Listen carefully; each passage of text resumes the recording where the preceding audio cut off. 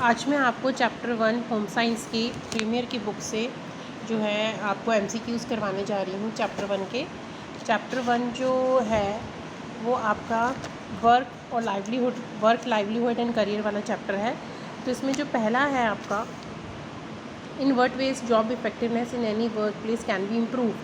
पहला है increasing errors, increasing productivity, reducing error. यानी कि अगर आप प्रोडक्टिविटी को इंक्रीज़ करेंगे और रिड्यूसिंग एरर को इंक्रीज़ करेंगे, मतलब कि आप गलतियां कम करेंगे और अपनी प्रोडक्टिविटी इंक्रीज़ करेंगे, उससे क्या है कि आपकी जॉब की इफेक्टिवनेस अच्छी हो सकती है। तो इसमें क्या होगा आपका बोथ बी एंड सी।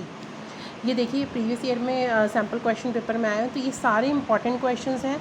अगर आप इनको कर लेंगे तो आपकी काफ़ी हद तक जो इंपॉर्टेंट क्वेश्चंस हैं वो साइड बाय साइड क्लियर हो जाएंगे। What do you mean by meaningful work?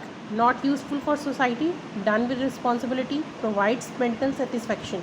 तो आप एक बात बताइए कि अगर आप मीनिंगफुल वर्क है, मीनिंगफुल यानी कि जो अच्छा वर्क होगा, तो वो प्रोवाइड मेंटल सेटिस्फैक्शन देना चाहिए, मतलब कि आपका मेंटल जो है सेटिस्फाइड करे और रिस्पॉन्सिबिलिटी जो है वो पूरी हो। तो क्या होगा? बोथ बी एंड सी।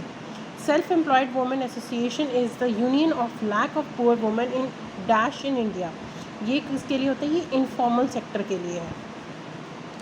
ठीक है, नेक्स्ट है जो आपका चौथा, dash is the used in the work place to increase the productivity.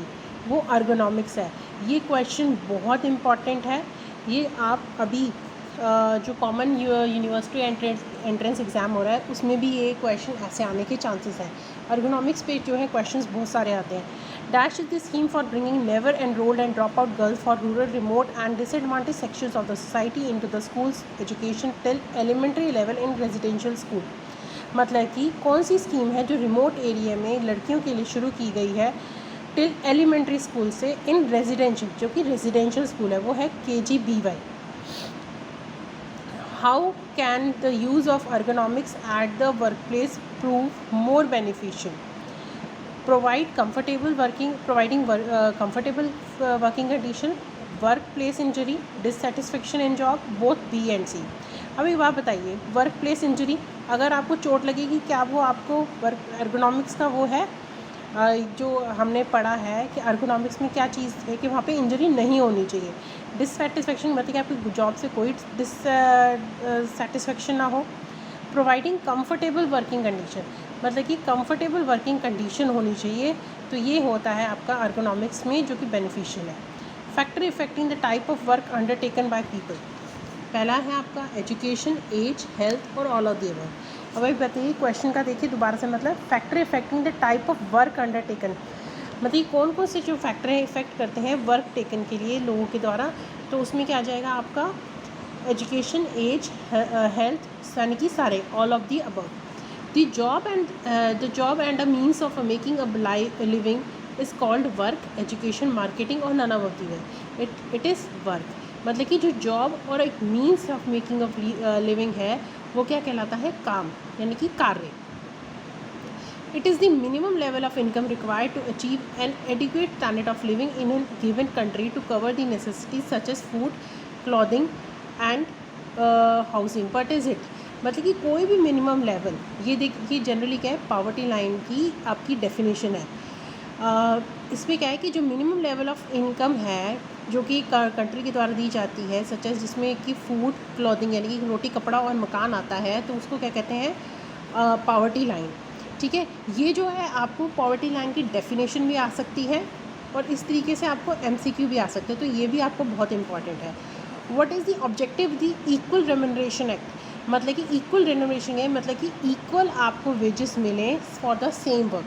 ये नहीं है कि अगर आप एक गवर्नमेंट एम्प्लॉय हैं, वहाँ पे देखें आपकी कॉन्ट्रैक्चुअल भी होते हैं, वहाँ पे गेस्ट भी होते हैं, तो उनको क्या है, अलग अलग वेजेस दी जाती है, परमानेंट को अलग और उनको, जबकि काम तो वो दोनों बराबर के कर रहे हैं। तो ये जो एक्ट है ये equal wages for the same work की बात करता है।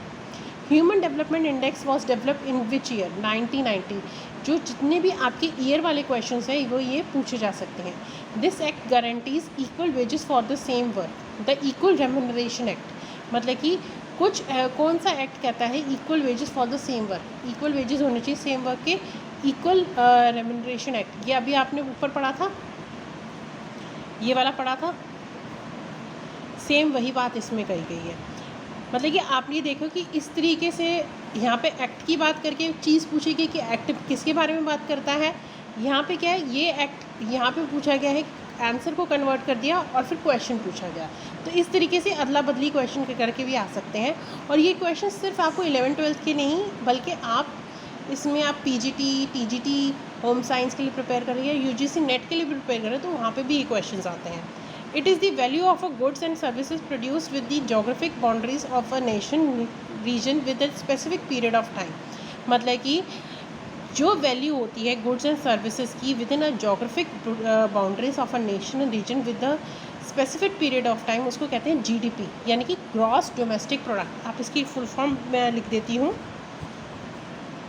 Gross domestic product. ये भी आप लिख लीजिएगा, ये भी कभी कभी आ जाती है। Dash refers to the biological categorisation based और जेनेटिक्स रिप्रोडक्टिव ऑर्गन्स और द सेम थिंग्स। तो उसका क्या आ जाएगा, मतलब कि सेक्स को क्या कहते हैं, बायोलॉजिकल कैटेगराइजेशन है।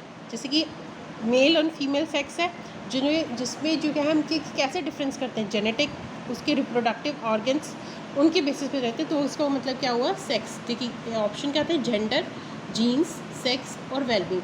वेलबींग हो ही नहीं सकता, जेंडर के जेंडर होते हैं, फीमेल जेंडर एंड क्या कहते हैं, male gender and female gender. और इसके बाद है जीन्स। तो ये जीन्स तो आपका इससे रिलेट है नहीं, तो क्या आ जाएगा आपका सेक्स।